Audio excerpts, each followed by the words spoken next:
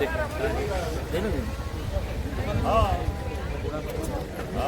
इकडे मुलगी दुसरीकडे जायचं आम्हाला बिलकुल मैंने ओपनली बोला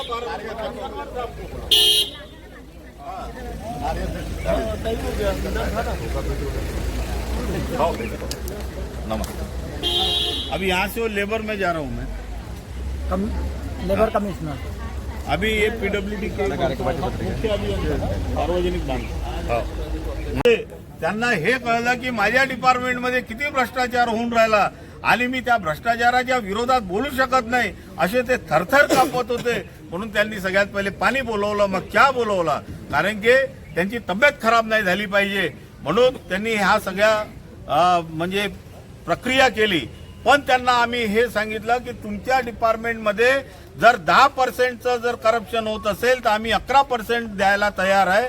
तुम्ही आमच्या लोकांना कामं द्या आणि जे बेरोजगार सुशिक्षित बेरोजगार आहे त्यांना तुमचा कुचेवार म्हणा किंवा तुमच्या डिपार्टमेंट मधले लोक हे फार त्रास देतात, याच्या विरुद्ध तुम्ही इन्क्वायरी बसवा असं आम्ही त्यांना सांगितलं।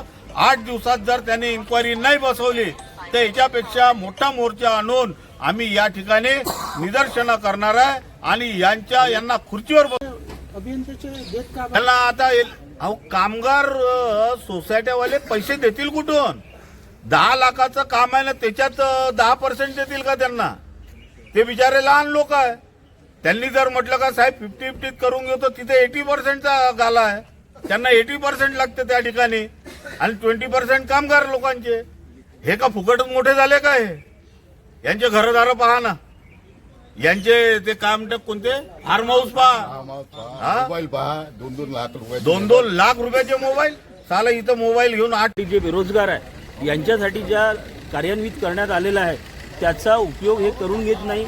लाभार्थ्यांना जे त्यांचे जवळचे लोक आहेत त्यांनाच त्या क्षेत्रामध्ये कामं दिल्या जातात, गरजू लोकांना काम मिळत नाही। तसेच ज्या लेबर संस्था आहे ज्यांच्या माध्यमातून काम आवंटित केले जाते त्यांचं देखील 1-1 वर्षांपासून अजूनपर्यंत या विभागाने पेमेंट काढलेलं नाही।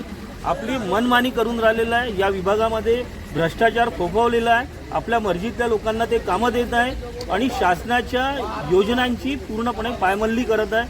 अशी परिस्थिती या विभागाची असल्यामुळे राष्ट्रवादी काँग्रेस पार्टीतर्फे मुख्य अभियंत्यांचा घेराव घेण्यात आला आणि त्यांनी आम्हाला आश्वस्त केलं की येत्या 8 दिवसामध्ये याची सखोल चौकशी करून दोषी अधिकाऱ्यांवर कारवाई करण्यात येईल।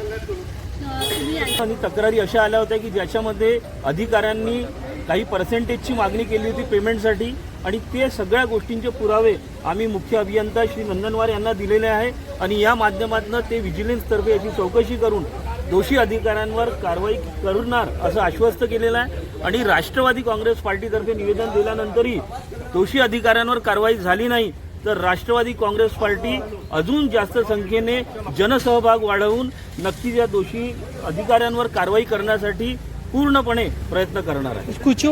कुचेवार यांना शासनातर्फे ज्या पदाची गरिमा राखण्यासाठी लोकांना रोजगार देण्यासाठी अधिकार दिलेला आहे, आमचं म्हणणं आहे की कुचेवार यांनी त्या पूर्ण सर्व गोष्टींचं कुठेतरी पायमल्ली करत ज्या लोकांना त्यांनी रोजगार द्यायला पाहिजे होते अशांना दिला नाही, ज्या लोकांना रोजगार दिले ते त्यांचे जवळचे लोक होते आणि पेमेंट काढण्याकरताही सतत त्यांची पैशाची मागणी असते असा आरोप देखील आमच्यातर्फे या प्रसंगी करण्यात दिल्या गेली। त्याच्या आधी 1 वर्षांपासून जी कामं दिली होती त्यांचेही अजूनही देयक त्यांचे बाकी आहे आणि देयक तेव्हाच निघेल जेव्हा हे यांचे खिशे भरेल।